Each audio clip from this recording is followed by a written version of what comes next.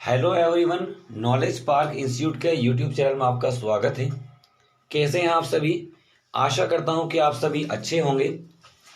आज की ये वीडियो इम्पोर्टेंट होने वाली है बीएससी फर्स्ट सेमेस्टर के स्टूडेंट्स के लिए, क्योंकि आज के इस वीडियो में हम डिस्कस करने वाले हैं केमिस्ट्री के पेपर को। बीएससी फर्स्ट सेमेस्टर में केमिस्ट्री का सिंगल पेपर कर दिया गया है।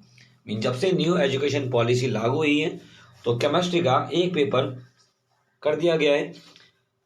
पेपर का नेम है fundamental of chemistry.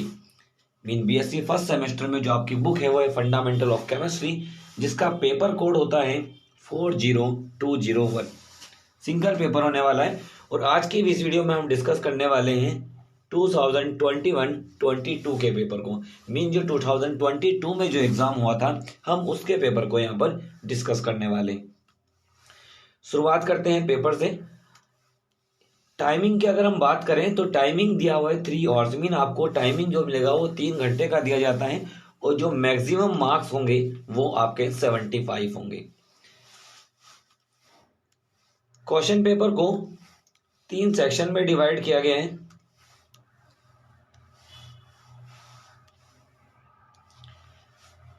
Question paper को 3 सेक्शन में डिवाइड किया है, जिसमें पहला सेक्शन आता है सेक्शन ए। सेक्शन ए हमारा very short answer type question है। Very short answer type questions में आपको यहाँ पर 5 क्वेश्चन सोल्व करने होंगे और हर क्वेश्चन का जो मार्क्स होगा वो 3 मार्क्स का होगा। यहाँ पर पहले क्वेश्चन की तरफ बढ़ते हैं। तो पहले क्वेश्चन में कहा है how can electronegativity be used to distinguish between ionic bond and covalent bond. आप विद्युत ऋणात्मकता का उपयोग कैसे कर सकते हैं आयनिक बंध और सहसंयोजी बंध की पहचान के लिए। तो यहाँ पर अगर हम लिखें इसके बारे में तो आयनिक बंध तब बनते हैं जब इलेक्ट्रोनेगेटिविटी में बहुत ज़्यादा डिफरेंस होता है। अगर परमाणुओं की इलेक्ट्रोनेगेटिविटी में बहुत ज़्यादा अंतर है, विद्युत ऋणात्मकता में बहुत ज़्यादा अंतर है, तो वहाँ पर आयनिक बंध बनता है। लेकिन अगर विद्युत ऋणात्मकताओं का अंतर कम है तब वहाँ पर सहसंयोजी बंध बनता है। इसके बाद क्वेश्चन नेक्स्ट की तरफ देखें तो क्वेश्चन 2 यहाँ पर दिया हुआ है in how many ways can a team of 3 girl and 2 boys for HORS be selected from A class of 6 girls and 4 boys. कहा गया है 6 लड़कियों और 4 लड़कों की एक कक्षा में से सहगान के लिए 3 लड़कियां और 2 लड़कों की टीम को कितने तरीकों से चुना जा सकता है। ये प्रायिकता से रिलेटेड क्वेश्चन है, आपको सोल्व करके देखना होगा। बढ़ते हैं क्वेश्चन नंबर 3 की तरफ।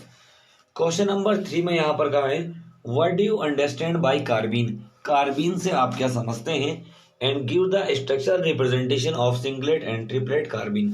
कार्बीन से आप क्या समझते हैं और सिंगलेट और ट्रिपलेट कार्बीन की संरचना आपको यहाँ पर बतानी है। तो कार्बीन को यहाँ पर आपको एक्सप्लेन करना होगा।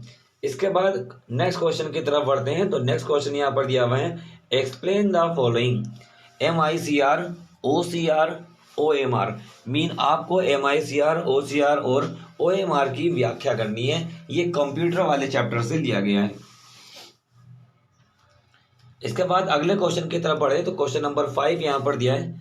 क्वेश्चन नंबर 5 में कहा है explain homolytic and heterolytic bond fusion with suitable example.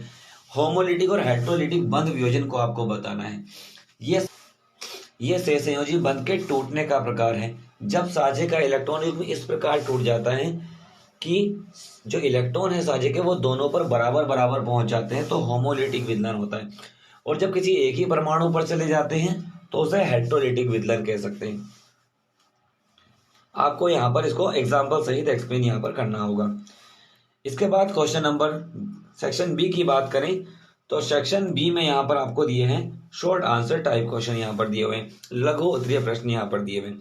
आपको 3 में से कोई 2 प्रश्न के आंसर देने होंगे और ये 7.5 नंबर का 7.5 मार्क्स का होने वाला है। तो पहले क्वेश्चन को देखते हैं। पहले क्वेश्चन में कहा है आइडेंटिफाई द फॉलोइंग कंपाउंड। निम्नलिखित यौगिकों की पहचान कीजिए। पहले को on the basis of RS configuration, RS विन्यास के आधार पर पहचानना है और दूसरे को यहाँ पर पहचानने के लिए कहा गया है on the basis of EZ configuration. EZ configuration के आधार पे आपको पहचानना है। इसका नोमेनक्लेचर भी आपको करना होगा। इसके बाद क्वेश्चन नंबर 7 की तरफ देखते हैं। तो क्वेश्चन नंबर 7 में कहा है explain why the electron affinity of fluorine is less than chlorine. समझाइए कि फ्लोरीन की इलेक्ट्रॉन बंधुता क्लोरीन से कम होती है। मीन फ्लोरीन की इलेक्ट्रॉन बंधुता क्लोरीन से कम क्यों होती है? आकार छोटा होने के कारण इलेक्ट्रॉन इलेक्ट्रॉन प्रतिकर्षण बढ़ जाता है। इस तरीके से आप इसे एक्सप्लेन कर सकते हैं। इसके बाद अगले क्वेश्चन को देखें तो अगले क्वेश्चन में कहा है explain sigma and pi bond on the basis of example and diagram. उदाहरण और आरेखों के आधार पर सिग्मा और पाई बंध की व्याख्या करनी है। मीन आपको सिग्मा और पाई बॉन्ड को एक्सप्लेन करना है, डायग्राम और एग्जाम्पल आपको बनाकर दिखाने हैं। इसके बाद अगले क्वेश्चन की तरफ देखें तो अगला क्वेश्चन यहाँ पर लिया है explain Fajans rule with example. Mean Fajan के नियम को उदाहरण सहित समझाइए। आपको फेजान नियम के यहाँ पर एक्सप्लेन करना होगा। इसके बाद नेक्स्ट क्वेश्चन की तरफ देखते हैं तो क्वेश्चन नंबर 8 यहाँ पर लिया है निम्न पर टिप्पणी लिखिए। मीन शॉर्ट नोट आपको यहाँ पर लिखना होगा। जैसे पहला दिया है इंक्लूजन कंपाउंड, मीन इंक्लूजन यौगिकों के बारे में आपको यहाँ पर लिखना है। इसके बाद दूसरे में दिया हुआ है चार्ज ट्रांसफर कॉम्प्लेक्स, आपको आवेश स्थानांतरण संकर के बारे में आपको एक्सप्लेन करना है। अगले पॉइंट में दिया हुआ है डाइपोल मोमेंट, आपको द्विध्रुव आघूर्ण को यहाँ पर एक्सप्लेन करना होगा। मीन इन सब पे आपको शॉर्ट नोट लिखने हैं। बढ़ते हैं सेक्शन सी की तरफ। सेक्शन सी हमारा लॉन्ग आंसर टाइप क्वेश्चन वाला सेक्शन आ जाता है। यहाँ पर आपको सभी क्वेश्चन करने होंगे। मीन आपको 3 क्वेश्चन यहाँ पर दिए जाएंगे और एक क्वेश्चन जो होगा वो 15 मार्क्स का होने वाला है। टोटल 45 मार्क्स के लॉन्ग क्वेश्चन है हमारे। तो देखते हैं क्या लॉन्ग क्वेश्चन में दिया हुआ है। पहला लॉन्ग क्वेश्चन यहाँ पर दिया है what do you understand by hybridization, explain sp3 sp2 and sp hybridization with the help of example.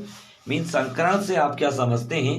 sp3 sp2 और sp संकरण को उदाहरण सहित आपको यहाँ पर एक्सप्लेन करना है। तो लॉन्ग में आपको लिखना है, संकरण को एक्सप्लेन करना है सही तरीके से, एग्जाम्पल्स भी आपको यहाँ पर देने हैं। इसके अथवा में क्वेश्चन दिया हुआ है। मीन अगर आप वो करना चाहे तो वो करें, वरना फिर आप ये वाला क्वेश्चन कर सकते हैं what do you understand bye nucleophilic substitution. Mean नाभिक स्नेही प्रतिस्थापन अभिक्रियाएं क्या है? Discuss the mechanism of SN1 and SN2 reaction. SN1 और SN2 अभिक्रियाओं की क्रियाविधि आपको यहाँ पर बतानी है। मीन आपको नाभिक स्नेही प्रतिस्थापन अभिक्रियाओं के बारे में बताना है, साथ साथ उसकी SN1 और SN2 जो क्रियाविधि होती है आपको उसको भी यहाँ पर एक्सप्लेन करना है। इसके बाद क्वेश्चन नंबर 10 की तरफ देखते हैं। तो क्वेश्चन नंबर 10 में कहा है what are SPD and F block elements. SPD और F ब्लॉक एलिमेंट्स क्या हैं? Explain their main property of with example. इनकी मुख्य प्रॉपर्टीज को एक्सप्लेन करना है उदाहरण देते हुए। मीन SPDF सभी के बारे में, सभी ऑर्बिटल के तत्वों के बारे में आपको लिखना है, एग्जांपल्स देने हैं, उनकी प्रॉपर्टीज बतानी है।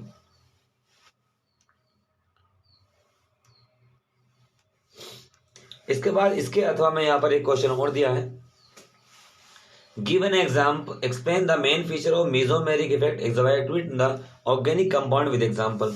मीन कार्बनिक यौगिकों में प्रदर्शित मेसोमेरिक प्रभाव के मुख्य गुणों को बताइए और उदाहरण सहित समझाइए। मीन आपको मेसोमेरिक प्रभाव को यहाँ पर एक्सप्लेन करना होगा। लॉन्ग में आपको एक्सप्लेन करना है, एग्जाम्पल्स आपको सही से बताने। इसके बाद क्वेश्चन नंबर 11 देखते हैं। 11 में कहा discuss the various types of intermediate found in the organic reaction mechanism in details. Mean कार्बनिक अभिक्रियाओं की क्रियाविधि में पाए जाने वाले मध्यवर्तियों का वर्णन करना है। मीन आपको कार्बो धनायन, कार्बो ऋणायन, कार्बीन के और मुक्त मूलक के बारे में आपको यहाँ पर एक्सप्लेन करना है। तो लॉन्ग क्वेश्चन में दिया है आपको उन सभी के बारे में एक्सप्लेन करना है जो कि अभिक्रिया मध्यवर्ती होते हैं। इसके बाद अगले क्वेश्चन की तरफ देखें तो लास्ट क्वेश्चन यहाँ पर दिया हुआ है discuss with the help of molecular orbital theory the formation of N2 and O2 molecules. Mean आणविक कक्षा के सिद्धांत के आधार पर N2 और O2 के संदर्भ में समझाइए। मीन मॉलिक्यूलर ऑर्बिटल थ्योरी को आपको एक्सप्लेन करना है और नाइट्रोजन और ऑक्सीजन अणु के मॉलिक्यूलर ऑर्बिटल डायग्राम भी बताने हैं, साथ साथ उनका बॉन्ड ऑर्डर भी आपको फाइंड करके यहाँ पर लिख देना है। तो क्वेश्चन पेपर इतना ही था, आपको ये क्वेश्चन यहाँ पर करने होंगे। आई होप सबको पेपर समझ में आ गया होगा। अगर आपको ये वीडियो अच्छी लगी है तो वीडियो को लाइक करें, चैनल को सब्सक्राइब करें और फ्रेंड्स के साथ में वीडियो को शेयर भी कर दें।